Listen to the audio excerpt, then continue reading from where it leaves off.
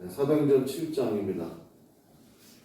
7장은 우리 스테반 집사의 설교인데요. 우리 이걸 좀 다 봐야 될 것 같습니다. 1절부터 53절까지 명설교거든요. 그래서 우리 사도행전 7장 1절부터 53절까지 천천히 우리 하나님 말씀을 꼭꼭 씹어 먹도록 하겠습니다. 7장 1절부터 53절까지입니다. 우리 함께 하나님 말씀 먹도록 하겠습니다. 대제사장이 이르되 이것이 사실이냐? 스데반이 이르되 여러분 부용들이여 들으소서.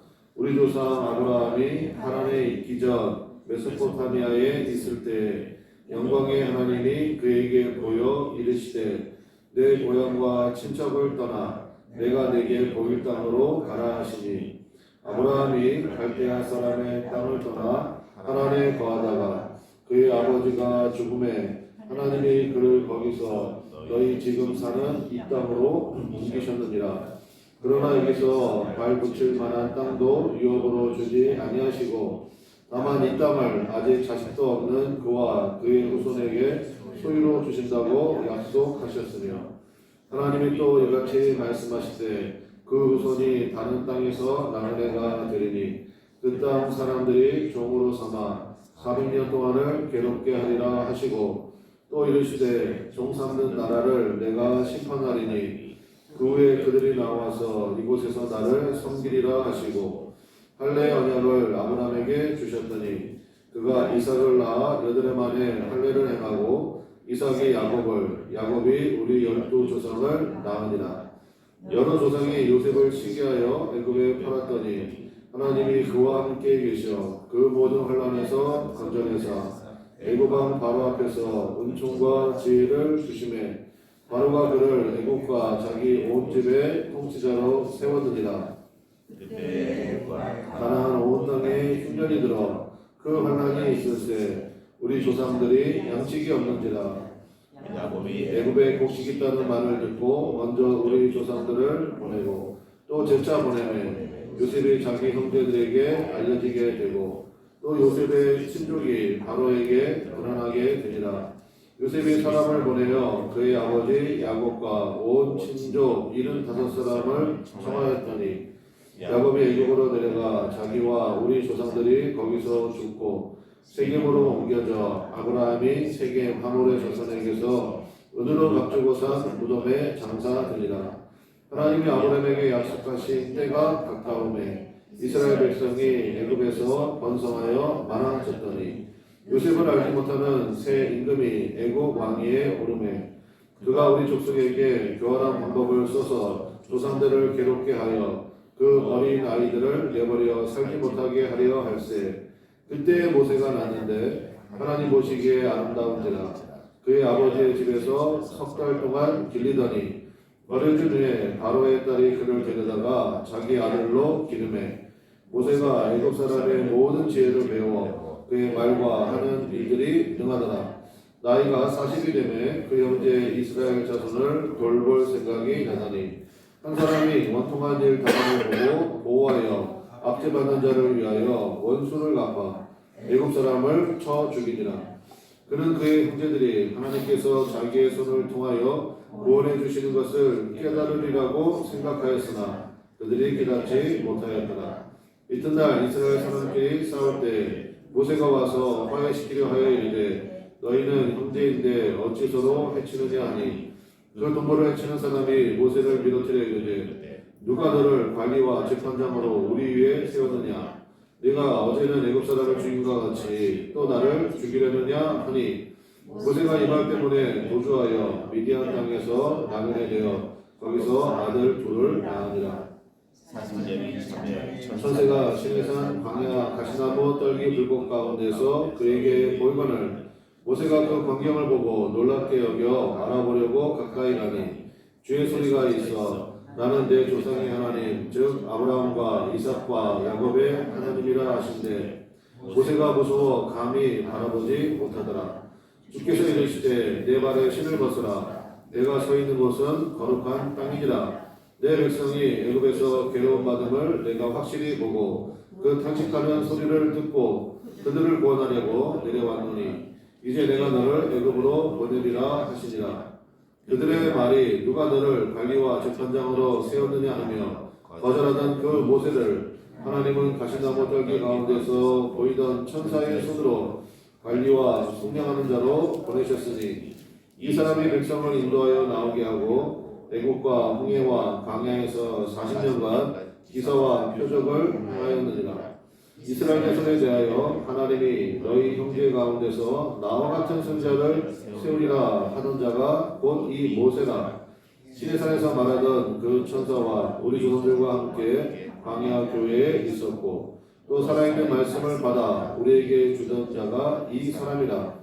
우리 조상들이 모세에게 복종하지 아니하고자 하여 거절하며 그 마음이 도리어 애굽으로 향하여 아론더로 이르되 우리를 인도할 신들을 우리를 위하여 만들라. 애굽 땅에서 우리를 인도하던 이 모세는 어떻게 되었는지 알지 못하노라 하고 그때 그들이 송아지를 만들어 그 우상 앞에 제사하며 자기 손으로 만든 것을 기뻐하더니 하나님이 외면하사 그들을 그 하늘의 군대 섬기는 일에 버려 두셨으니 이는 선지자의 책에 기록된 바 이스라엘의 주여 너희가 광야에서 40년간 희생과 제물을 내게 드릴 일이 있었느냐. 몰록의 장막과 신네판의 별을 받들었으며 이것은 너희가 절하고자 하여 만든 형상이로다.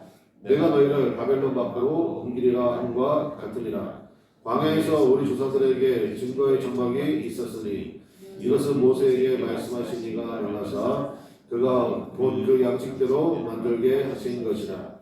우리 조상들이 그것을 받아 하나님이 그들 앞에서 쫓아내신 이방인의 땅을 점령할 때 여호수아와 함께 가지고 들어가서 다윗 때까지 이르니라. 다윗이 하나님 앞에서 은혜를 받아 야곱의 집을 위하여 하나님의 처소를 준비하게 하여 달라고 하더니 솔로몬이 그를 위하여 집을 지었느니라. 그러나 지극히 높으신 이는 손으로 지은 곳에 계시지 아니하시나니 선지자가 말한 바 주께서 이르시되 하늘은 나의 보좌요 땅은 나의 발등상이니 너희가 나를 위하여 무슨 집을 짓겠으며 나의 안식할 처소가 어디냐. 이 모든 것이 다 내 손으로 지은 것이 아니냐 함과 같으니라. 목이 곧고 마음과 귀에 할례를 받지 못한 사람들아 너희도 너희 조상과 같이 항상 성령을 거스르는도다. 너희 조상들이 선지자들 중에 누구를 박해하지 아니하느냐. 의인이 오시리라 예고한 자들을 그들이 죽였고 이제 너희는 그 의인을 잡아준 자여 살인자가 되나니 너희는 천사가 전한 율법을 받고도 지키지 아니하였도다 하니라. 아멘. 소유가 아닌 소속, 소유가 아닌 소속이라는 제목으로 하나님 말씀 준비하도록 하겠습니다. 그 성경에 설교 전문이 나오는 경우는 거의 없습니다. 사도행전 7장에 나오고 그 다음에 사도행전은 많이 나오는 편이긴 하죠. 그리고 지난번에 말씀드린 것처럼 사도행전에 베드로의 9편의 설교, 바울의 8편의 설교 이렇게 좀 한번 말씀드린 적이 있었는데 근데 그게 좀 이렇게 뭐라 그럴까요? 요약본 좀 짧게 나오기도 하고 그렇잖아요. 근데 7장은 굉장히 인상적이에요. 7장 전체가 다 우리 스테반 집사의 설교처럼 그렇게 보입니다. 여기서 알 수 있는 한 가지가 무엇입니까? 스테반 집사 성경 진짜 많이 읽었구나. 여러분 그런 거 좀 느껴지지 않아요? 그 창세기에 한마디로 말하면 창세기에 나오는 아브라함부터 시작해가지고 모세의 이야기까지 그 다음에 뭐 증거의 장막 여기까지 그냥 한 번에 쫙 꿰는 그러한 파워 있는 설교를 하고 있다라는 것입니다. 우리도 마찬가지죠. 하나님의 말씀이라고 우리가 성경을 고백을 하는데 그러면서도 성경을 너무 외면시하고 성경을 등한시하고 그러면 안 되겠죠. 하나님 말씀을 사랑하고 날마다 그 말씀을 사모하는 은혜가 있기를 간절히 축원합니다. 근데 이제 스테반 설교의 핵심을 한마디로 얘기하면 뭐냐면 이스라엘 조상의 불순종의 역사를 지적하고 있습니다. 불순종의 역사를 따라서 지금도 너희가 성령을 거스러 불순종하고 있다.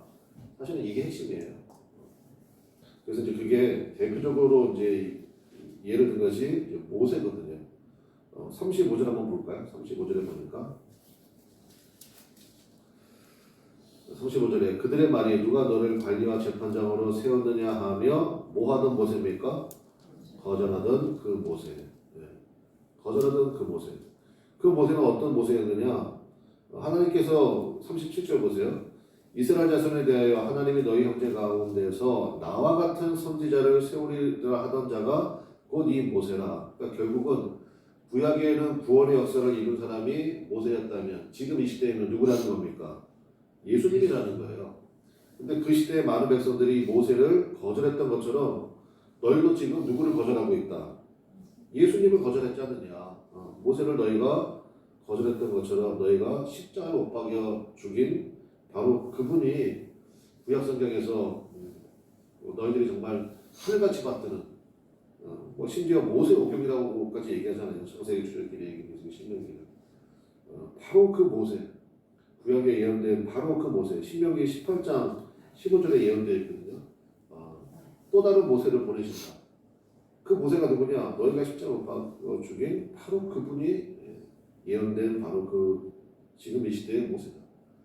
모세는 출애굽 애굽에서 우리를 구원했지만 예수님은 우리를 죄악 가운데서 구원해 주셨다. 이제 그 이야기를 구약의 이야기를 쫙 열거하면서 그리고 이제 말 그대로 카운터 펀치를 딱 날린 거죠.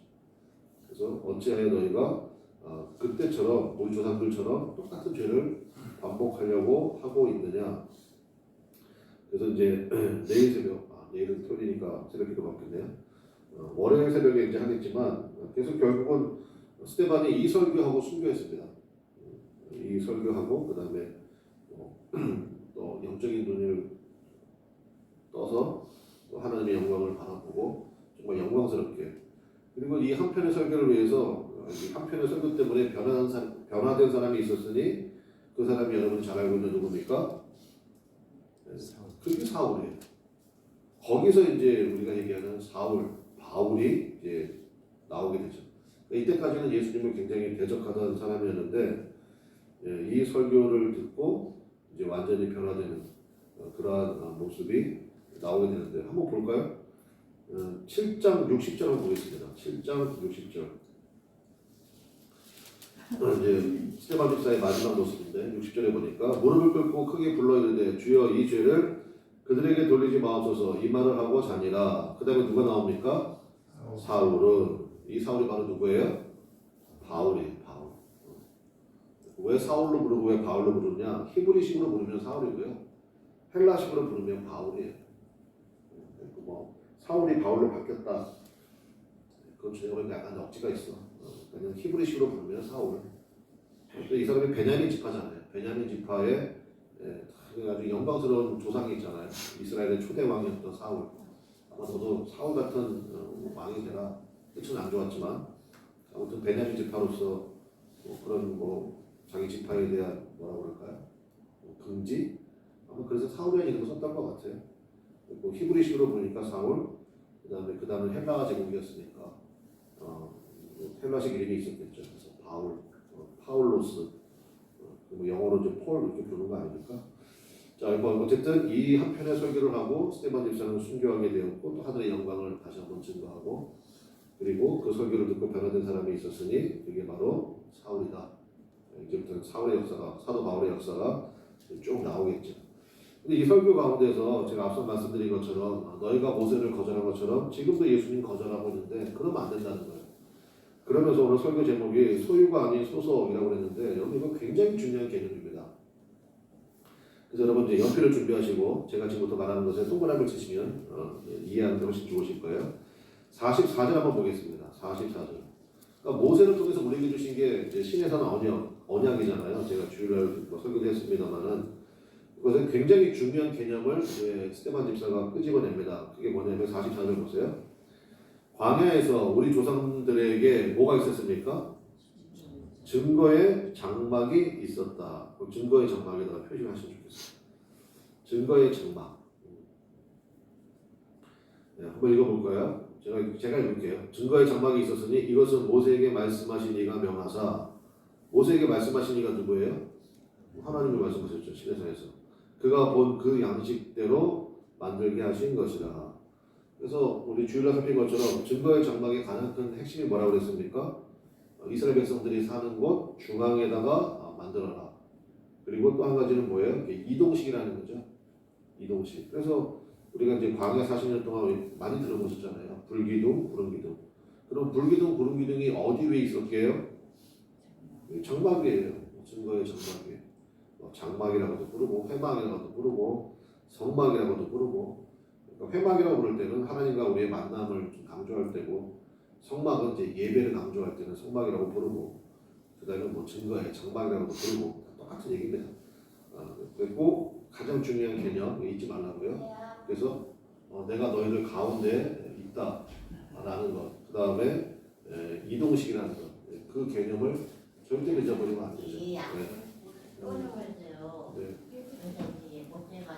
여기 앞에 보세요. 우리 갖고 오는 청년이에요. 그래서 이제 증거의 장막, 이 개념을 우리가 잊어버리면 안 되고, 두 번째가 뭐냐면 46절 한번 보겠습니다. 46절 우리 한번 다시 읽어보겠습니다. 시작. 다윗이 하나님 앞에서 은혜를 받아 야곱의 집을 위하여 하나님의 처소를 준비하게 하여 달라고 하더니, 그래서 두 번째 개념은 뭡니까? 하나님의 처소예요. 이거 하나님의 처소라고 되어 있는데 이거 누가 만들었습니까? 46절 첫 마디가 뭐예요? 다윗이잖아요. 그러니까 이건 사실 성전이죠. 성전. 그리고 원래는 증거의 장막이었는데 다윗이 하나님을 사랑하는 마음이 있었잖아요. 그래서 은혜를 받아가지고 증거의 장막을 뭐로 만든 겁니까? 성전으로 만들었다고요. 하나님의 처소라는 게 성전이라는 개념이잖아요.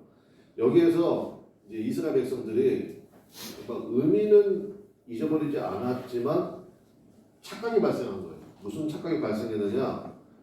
성전을 지었다고요. 성전은 이동이 돼야 안 돼요? 안 되죠.